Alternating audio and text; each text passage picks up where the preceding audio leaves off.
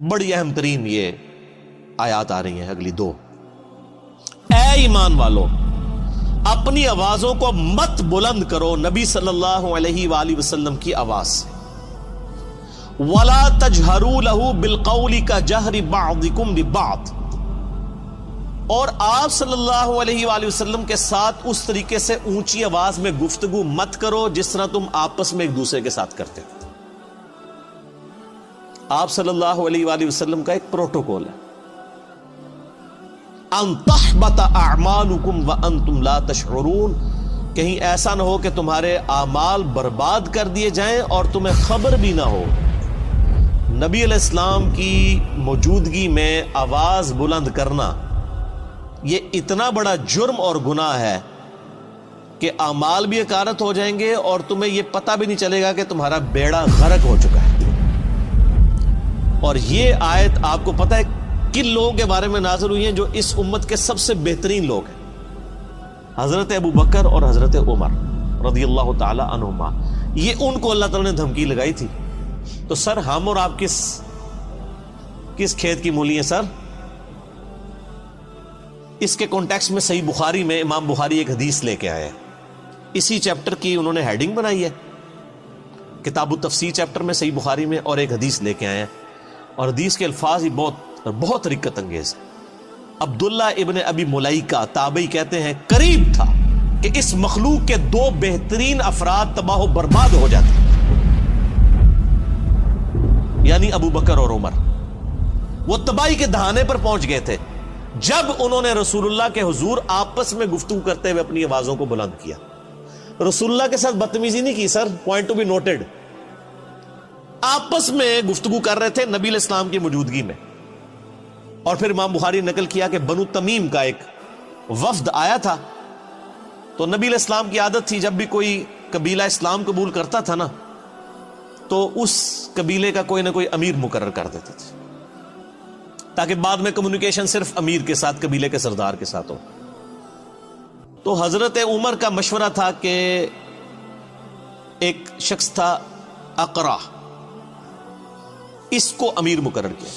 تو حضرت ابو بکر نے کہا کہ نہیں، یہ شخص اتنا مناسب نہیں ہے.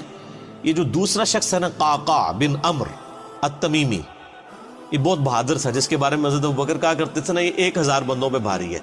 اسی کو خالد بن ولید کے ساتھ جنگ یرموک کے لیے بھیجا تھا، اور قادسیہ کے لیے بھی بعد میں.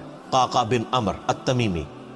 تو حضرت ابو بکر کا مشورہ تھا قعقاع کو جو ہے نا یہ امیر مقرر کیا جائے.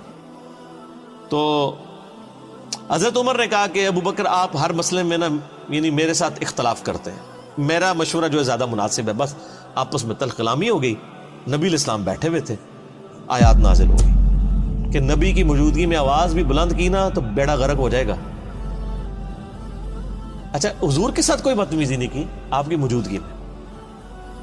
یہ آیات نازل ہوئی تو اس حدیث کے الفاظ ہیں کہ حضرت عبداللہ ابن زبیر کہتے ہیں یہ آیات جب نازل ہوئی تو حضرت ابو بکر، حضرت عمر جو ہے نا، یہ تو نبی علیہ السلام کے سامنے اتنی پست آواز میں بولنا شروع کر دیا کہ آپ کو آواز سنائی بھی نہیں دیتی تھی. سرگوشی میں بات کرنی شروع کر دی. ڈر گئے سر، ایمان والے ڈر جاتے ہیں نا. حضور کے ساتھ جب بات کرتے تھے تو سرگوشی میں، اور حضور صلی اللہ علیہ وسلم کہتے تھے اونچا بولو مجھے سمجھ نہیں آ رہی. یہ بخاری کے الفاظ ہیں. اتنا ڈر گئے. تو اگر نبی علیہ السلام کی موجودگی میں آواز بلند کرنے سے ابو بکر اور عمر کے اعمال برباد ہو جائیں تو نبی علیہ السلام جس بات کا حکم فرما دے اس حکم کی کو مخالفت کر دے، اس کا بیڑا غرق نہیں ہوگا. اور تم بھی اسی طریقے کے اوپر نماز پڑھو اور وہ کہ جی میرے بابا جی یہ کہتے ہیں، میرے عالم صاحب یہ کہتے ہیں، میرے ابا جی تہنج پڑھ دینے، تو اس کے اعمال بچ جائیں گے. اگر نبی علیہ السلام کی موجودگی میں آپس میں گفتگو میں آواز بلند کرنا تباہ و برباد کر دے گا اعمال کو، اور نبی علیہ السلام جس بات کا حکم دے رہے ہیں اس سے مخالفت کرنا اس سے 1 کروڑ گنا بڑا جرم.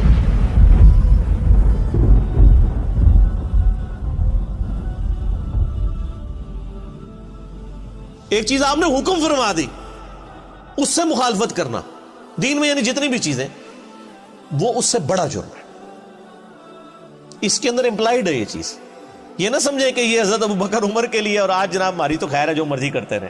ہم نے کون سا حضور کے پاس جا کے بیٹھنا ہے کہ ہماری آواز بلند ہوگی. اسی آیت کے تحت تمام محدثین اور مفسرین لکھتے آئے ہیں کہ نبی علیہ السلام کی وفات کے بعد بھی قبر رسول کے اوپر آواز بلند کرنا اسی طریقے سے گستاخی ہے جس طرح کہ اس زمانے میں نبی علیہ السلام کی موجودگی میں. حتیٰ کہ صحیح بخاری میں موجود ہے حضرت عمر ایک دفعہ رضی اللہ تعالیٰ عنہ مسجد نبوی میں یعنی آپ نے دو بندوں کی گفتگو اونچی آواز سے سنی. آپ نے بلایا کدھر کے رہنے والے ہو؟ کہنے لگے ہم طائف سے ہیں. ان کا اگر تم مدینے کے ہوتے نا تو تمہاری کٹ لگاتا میں ادھر کہ تم رسول اللہ کی مسجد میں اپنی آواز کو بلند کر رہے ہو. یعنی اتنا احترام کروایا جاتا تھا کیونکہ نبی علیہ السلام کی قبر مبارک بھی بالکل مسجد کے ساتھ ایڈجسٹنٹ حجرہ عائشہ سلام اللہ علیہ. اسی لیے تمام مفسرین ایون ابن کثیر کو اٹھا کے دیکھیں اسی آیت کے تحت انہوں نے لکھا ہے کہ یہ نہ سمجھے کوئی کہ نبی علیہ السلام جب تک دنیا میں موجود ہے، نہیں، آج بھی قبر رسول پہ کوئی شخص اپنی آواز بلند نہیں کر سکتا. اور آپ کو حیران کن بات بتاؤں، یہ سورۃ الحجرات کی آیات روضہ شریف کے اوپر آج بھی لکھی ہوئی ہیں. سر یہی دو آیات، آیت نمبر 2 اور 3 یہ لکھی ہوئی ہیں روضہ شریف کے اوپر، ایگزیکٹ جالیوں کے اوپر. جب حضرت ابوبکر و عمر نے نبی علیہ السلام کے بارے میں اتنی احتیاط شروع کر دی نا تو پھر اگلی آیات بھی نازل ہو گئی. ان الذین یغضون اصواتهم عند رسول اللہ، بے شک وہ لوگ جو اپنی آوازوں کو دھیما رکھتے ہیں رسول اللہ کی بارگاہ میں. اولئک الذین امتحن اللہ قلوبهم للتقوی، یہی وہ لوگ ہیں جن کے دلوں کو اللہ نے پرہیزگاری کے لیے چن لیا ہے. یعنی پرہیزگاری کا کرائٹیریا ہے تعظیم رسول صلی اللہ علیہ وآلہ وسلم. جو جتنا آپ صلی اللہ علیہ وآلہ وسلم کی عزت اور توقیر کرنے والا ہے وہ اتنا ہی متقی اور پرہیزگار ہے. اگر حضرت ابو بکر اور عمر رضی اللہ تعالی عنہما کی تقوی کا ٹیسٹ رسول اللہ کا ادب ہے تو سر پھر ہم لوگ پھر کس کھاتے میں آتے ہیں؟ اور یہ جو کچھ آج ہو رہا ہے کہ ہم لوگوں کو کتاب و سنت سے تعلیمات بتاتے ہیں اور لوگ اپنے بابوں کے شعر پڑھنا شروع کر دیتے ہیں، بابوں کی کتابیں لے کے آ جاتے ہیں. یہ کیا گستاخانہ رسول نہیں ہے؟ یہ بھی اسی لیول کے بلکہ اس سے بڑے گستاخانہ رسول ہوں گے کہ اگر یہ نبی علیہ السلام کی موجودگی میں آواز بلند کرتے. وہ چھوٹا جرم ہے اس مقابلے میں کہ آپ کوئی حکم دیں اور آپ کہیں جی میں نے تو اس پہ نہیں چلنا، میں نے تو اس چیز پہ چلنا. بہت بڑا لمحہ فکر. اسی کے تحت بخاری میں ایک اور حدیث ہے، ایک صحابی کی نیچرلی آواز اونچی تھی. جب یہ آیات نازل ہوئی نا انہوں نے مسجد میں آنا ہی چھوڑ دیا، سر گھر بیٹھ گئے. نبی علیہ السلام نے پوچھا 3-4 دن ہوئے وہ بندہ نظر نہیں آ رہا، پتہ کرو بیمار ہے کیا ہے. پتہ کرنے گئے تو انہوں نے کہا جی میرے قرآن میں تو آیات نازل ہو گئی کہ جس کی آواز بھی بلند ہوئی تو مارا گیا، تو میری تو آواز ویسے ہی اونچی ہے، تو میں تو پھر وہاں پہ گیا تو میرا تو بیڑا غرق ہو جائے گا. اور وہ یہ سمجھ رہے کہ میرے بارے میں نازل ہوئی ہے. انہوں نے خود ہی ایزیوم کر لیا. نبی علیہ السلام نے پھر پیغام بھجوایا کہ وہ مومن ہے، اس کی آواز نیچرل اونچی ہے، اس کو تیرے بارے میں مسئلہ کوئی نہیں ہے.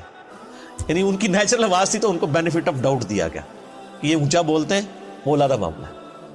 یہ ان لوگوں کے بارے میں یعنی کہ آپ اسلام کی موجودگی میں جو جان بوجھ کے کوئی جھگڑا کر کے آواز بلند کریں، اس طرح کی صورت ہے. ویسے اگر کوئی بولنے میں ویسے جس کی آواز بلند ہے تو اس کو بینیفٹ آف ڈاؤٹ دیا گیا. یعنی یہی دین فطرت ہے نا. تو بار صحابہ کرام کو آپ دیکھ لیں، اللہ فرماتا ہے ان کے دلوں کو ہم نے تقوی کے لیے چن لیا ہے. جو رسول اللہ کے حضور اپنی آوازوں کو پست کرتے ہیں، لہم مغفرۃ و اجر عظیم، ان کے لیے مغفرت بھی ہے اور بہت بڑا اجر ہے. جو نبی علیہ السلام کا ادب کرنے والے لوگ ہیں، آپ علیہ السلام کی بارگاہ میں مؤدب بن کے بیٹھتے ہیں. رسول اللہ علیہ وسلم کا ادب آج بھی اسی طریقے سے. قبر رسول کے سامنے یہ آیات اوپر لکھی ہوئی ہیں روضہ شریف کے اوپر، اور وہاں پر بھی یعنی آپس میں تو گفتگو کرنی نہیں چاہیے کسی کو، اشاروں کے ساتھ گفتگو.